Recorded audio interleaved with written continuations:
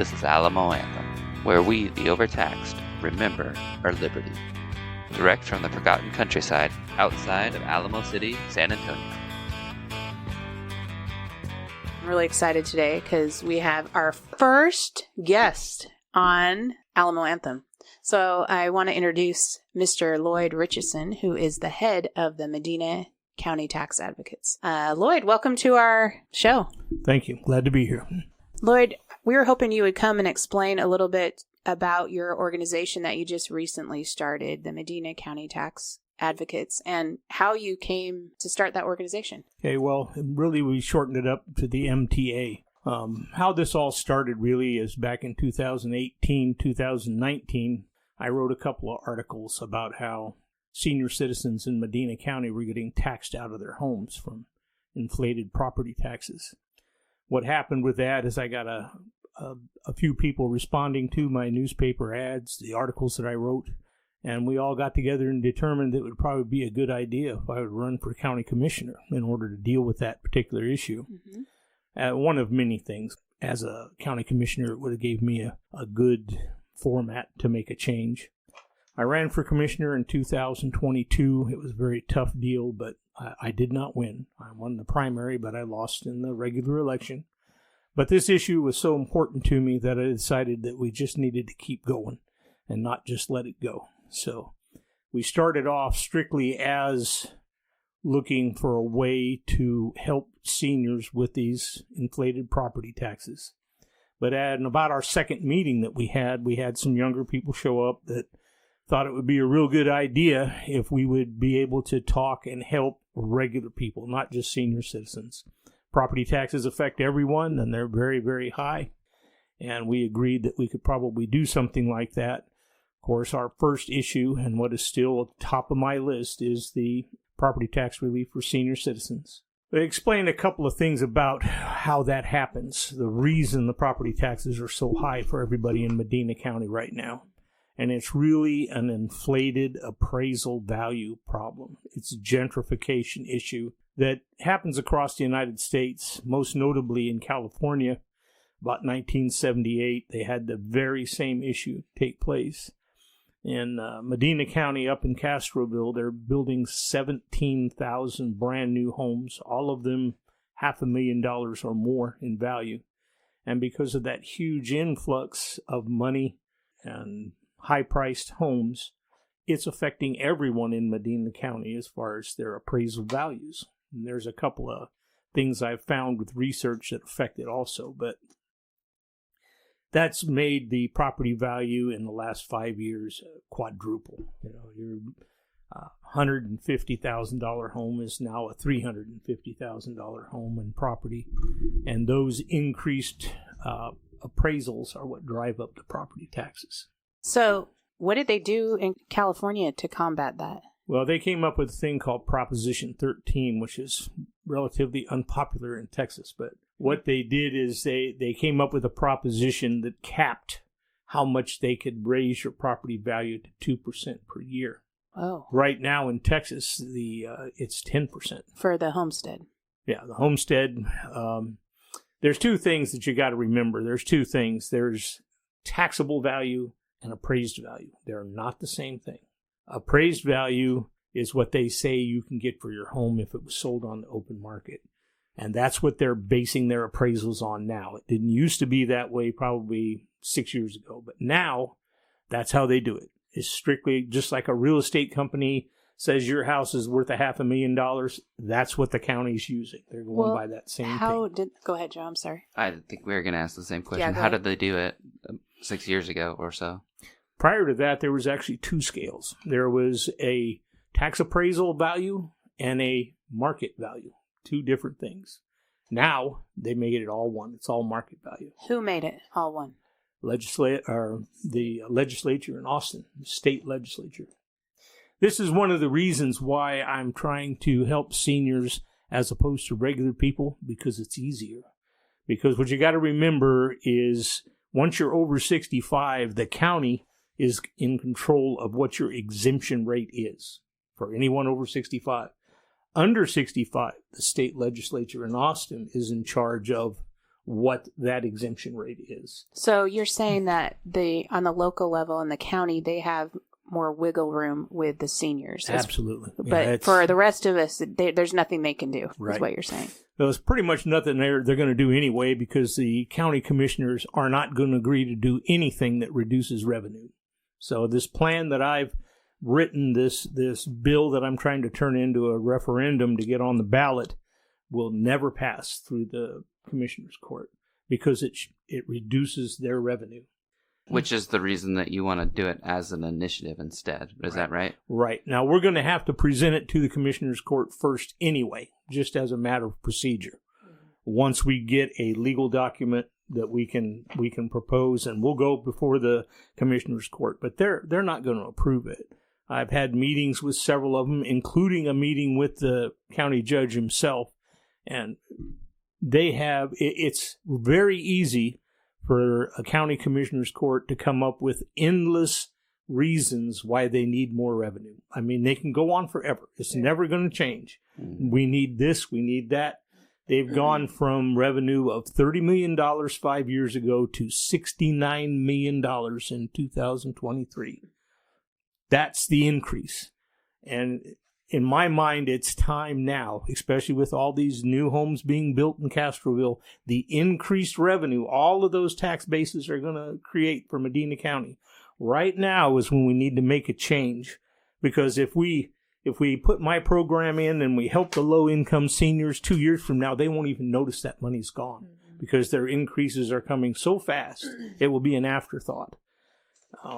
So that's why I think it's important in 2024 that we get this pushed through. And it's not like it's a brand new idea. Yeah, I was going to ask you, like, where did you come up with this plan? My plan is a version of what is used in Harris County over by Houston. They've had this in place for many years over there. They probably do the best job of anywhere in Texas as far as taking care of their senior citizens. It's far more aggressive than what I'm proposing. Because what I'm proposing is just to limit it to low-income seniors. And I'm calling that at $50,000 per family.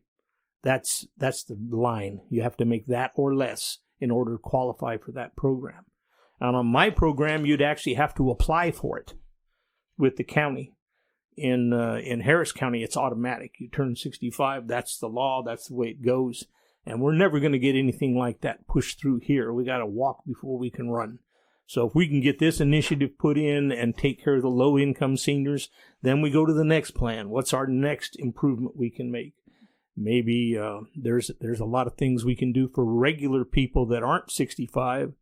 There's a whole list of things that the Commissioner's Court could do. If you start looking at what is possible, they do have some latitude on regular people up to $5,000 to increase your individual exemption rate, but they won't do that. It's an option for them, but it's going to lose revenue for them, so they're not going to do it. Is that just for low-income regular people, or for who? Anybody in Medina County. There are several programs that the Commissioner's Court could invoke this plan that would give everyone an additional $5,000 exemption. There's just a whole list of things they could be doing.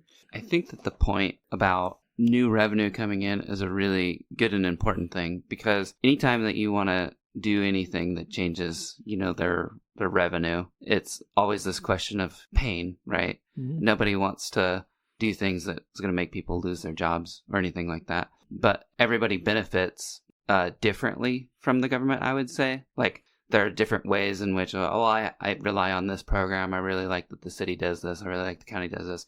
And so when you start, you could kind of appeal to anybody when you say, well, if we make those cuts, then this is going to go away. Well, this is going to go away. And I think that there's lots of different ways to convince people that they don't want those services to go away. Mm-hmm. But what's nice about this is that it's really what we're talking about is just not giving them more money. Mm-hmm. When all that increase comes in, and the natural state of the bureaucracy is like you said earlier, the maximum amount possible. They always want more. You could double, triple, quadruple the budget. There's no end. They'll always come up with something else to spend money on. It's better to not let them get used to it in the first place. No, that's part of it too. I have a kind of a challenging question for you, Loyd. What do you say to those people that would say, hey, the seniors already have an exemption? Well, the exemption that seniors have right now is kind of smoke and mirrors, because what they did is they basically freeze what your property taxes are. Just the school tax, right? I think it's just the school and county now. County also signed off on it. But here's the deal: if they did this 6 years ago, it would have meant something. But now, over the last 5 years, everybody's property value is inflated so high, and your tax rate is so high. What senior citizen living on Social Security, if you freeze his property taxes at $6,500 a year, right, you're not helping him. It's already too high. You're freezing at a level that he couldn't afford to pay in the first place. Now, if they wanted to change that and revert back to 2015 tax numbers and freeze it there, well, then they'd be doing something. But freezing it at 2020 or 2023 levels is meaningless. Okay, so what about the current law that just passed on Tuesday the 7th with the homestead exemption increase? Does that help the senior citizens at all?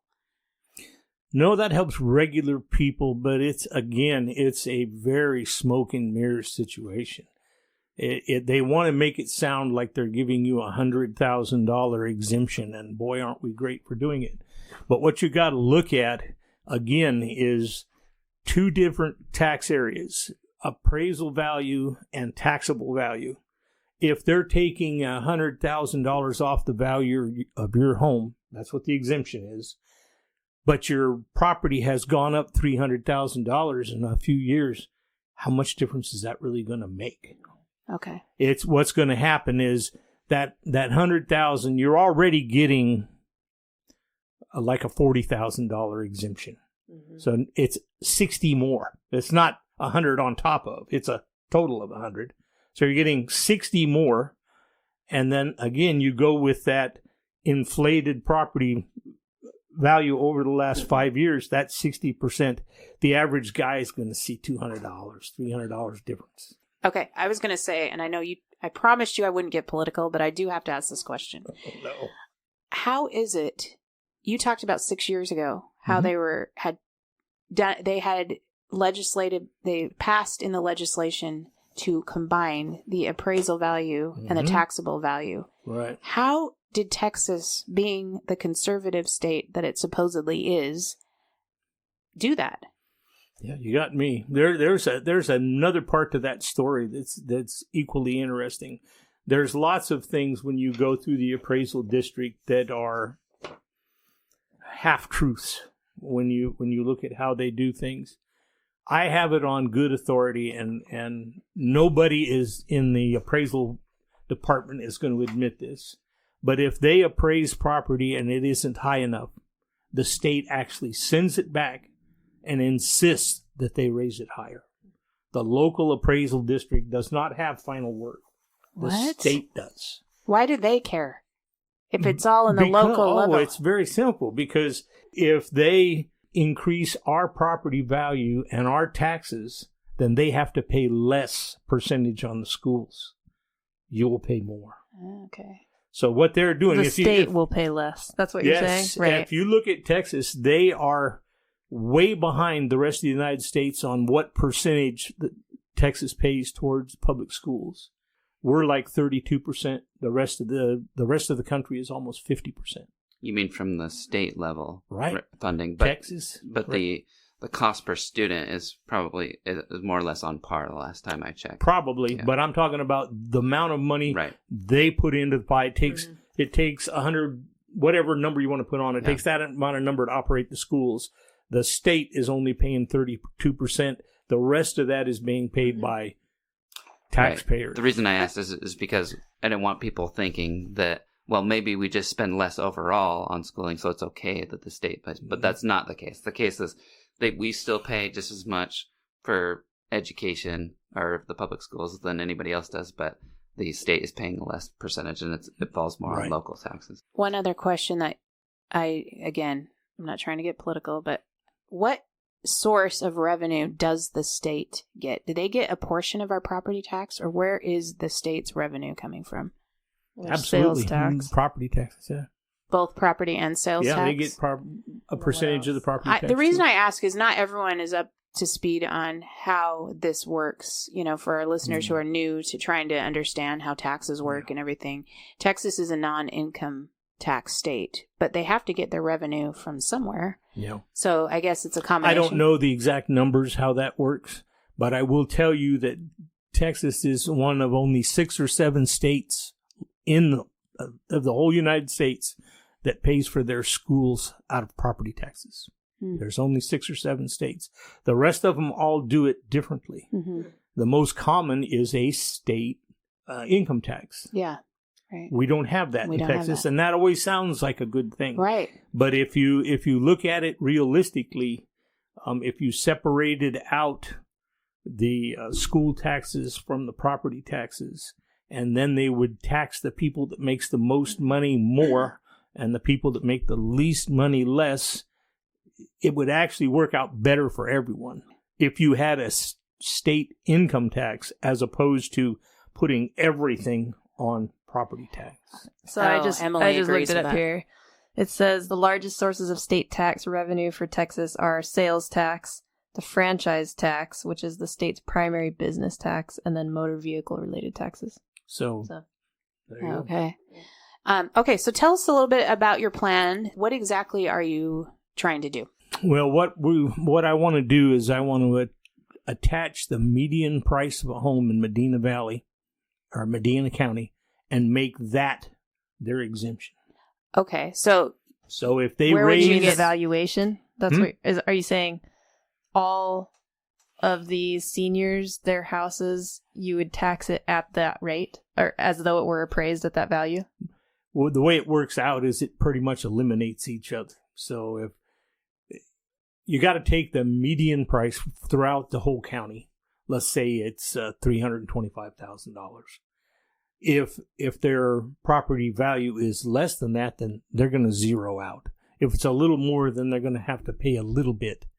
But it really pretty much wipes out their taxes. The reason you want to do that is if the median price continues to climb, which it's been doing. If you set them at a certain exemption rate, in 3 or 4 years, they're going to be right back in the same boat. They're not going to be able to pay it. So if you attach that exemption rate to the median price of a home in Medina County, then when it goes up, the exemption rate goes up. They will always be covered. And that's how they did it in Houston or in Harris County. What they did in addition that I'm not doing is they added another 20% of the market value of the house on top of that. Now, the reason they did that is because there's a big difference between homes in Devine and homes in Castroville. So maybe it doesn't cover, so they added another 20% on top of there to really make sure that nobody got lost in the weeds on that deal. But I'm trying to be conservative on this approach and get something that we can get past. So I'm not trying to nitpick them. If we could get this part of it done, it's going to make a big noticeable difference on low-income seniors. Yeah. And there's a lot of other little things that they've done that we're not trying to do. They don't have that $50,000 limit either. It's anyone over 65, that's the law. Well, we're putting the $50,000 limit there to admit that, hey, Medina County isn't Harris County. We don't have the amount of people and money that they do. We have to approach it a little bit differently and not hurt the county. But I honestly believe if you check the numbers, the amount of people that are going to benefit by this compared to the amount of lost revenue is negligible. Okay. So after the county commissioner rejects the proposal, right? What's the next step? Then you go to a petition signature system, where at that point, then we're going to have to apply to, probably going to have to contact the Secretary of State's office and get a number that they're going to require this number of signatures to get that on the ballot. I'm not sure yet who really determines that. Probably going to be in the neighborhood of 2,000 to 3,000 signatures in order to get that on the ballot. I believe that if we get it on the ballot, we've won. it's over. Oh, yeah, because everyone's for helping the senior citizens. There's no way it's not going to pass if it gets on the ballot. So what is something that people can do right now? Like if they have 10 minutes after listening to this podcast, or if they pause it, what can they do right now to support this cause? Well, as like every other nonprofit, nonpartisan thing that you see, it's always about money. And we need money for lawyers right now. Our biggest problem is we can't just get a local lawyer to volunteer to help us. We've already had that. We need a legislative attorney group to rewrite this bill that I've got and make it into a legal referendum. And not just anybody can do that.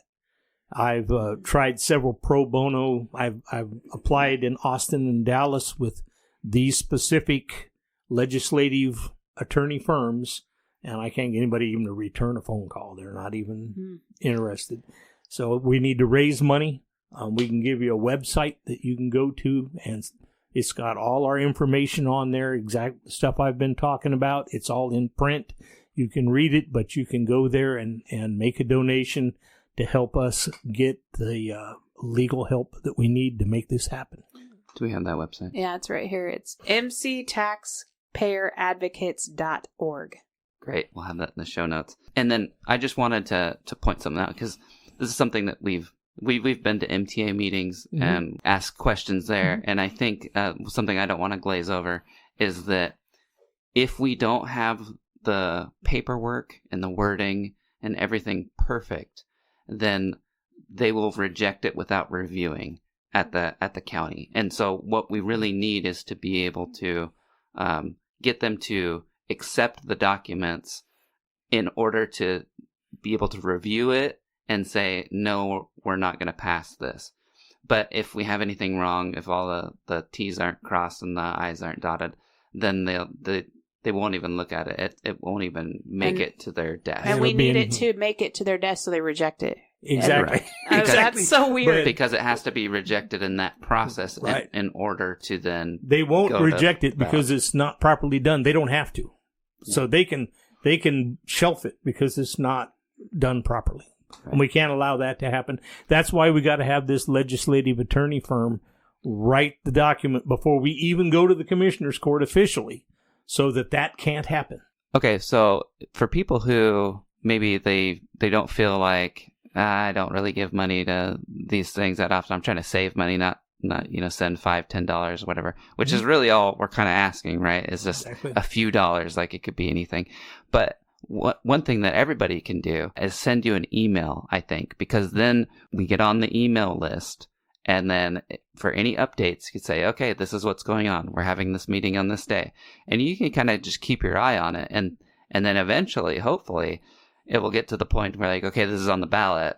And then we can email everybody and be like, okay, this is the time to pass it.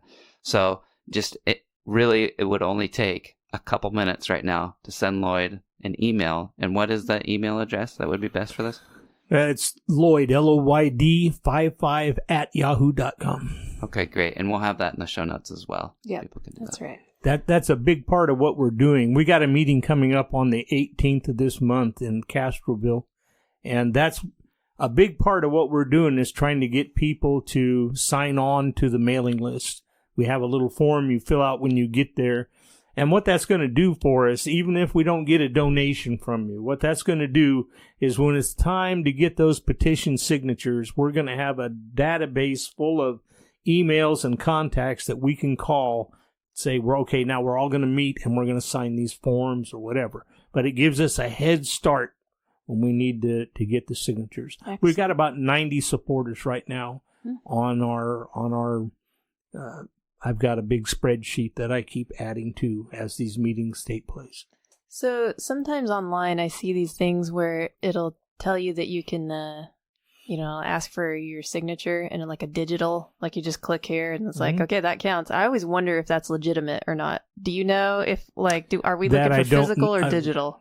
I would say it's probably not on this, because they're going to give us petition forms from the Secretary of State's office, and we're going to have to fill everybody's name and address and every signature on each line on their particular form that they go back and review before they say we've got enough signatures. So don't spill your food on them or anything then. No, we're going to have to take a clipboard and go have a meeting and get as many signatures as we can. Stand out in front of Walmart and see how many people we can get to sign it. It's going to be I think you should process. Schedule it for the summer after everyone gets their protest or their notice of, and then go stand by the office of the tax office. Yeah. Well, you notice that the meeting's on the 18th. Any day now, today any day, you're going to get your actual tax bill, not the appraisal value. The bill is due now. That's why I'm doing this in the time frame that I'm doing it. Yeah. The first week of November is when they actually mail out the bill. So on the 12th, I'm sending out the email to all 90 supporters we have right now about this meeting in Castroville. On Tuesday of that week, I've got an ad coming, on Wednesday, we've got an ad in the Divine News. Mm-hmm. And on Thursday, we've got it in the Hondo Anvil Herald. Mm-hmm. And then that following 18th, on that Saturday, we have our meeting. So everybody should have that mean bill in front of them, getting them upset about how high that is before we have our meeting and before those ad comes out. Excellent. So it is a timing thing. Tell us again when that meeting is and where. It's at Braden Keller Center in Castroville. It's 6:30 on Saturday the 18th. Okay. Mark your calendars for Saturday, November 18th at 6:30 p.m. at the Braden Keller Community Center, which is at 1410 Amelia Street, Castroville, Texas, 78009. Awesome. We'll put that in the show notes as well. We're so grateful for your time today and explaining your mission, your plan with the MTA. I know that it's an important cause. We want to help the seniors, and we're really grateful for all you do. Thanks for your time today. All right. You're more than welcome. Thank you. Thank you.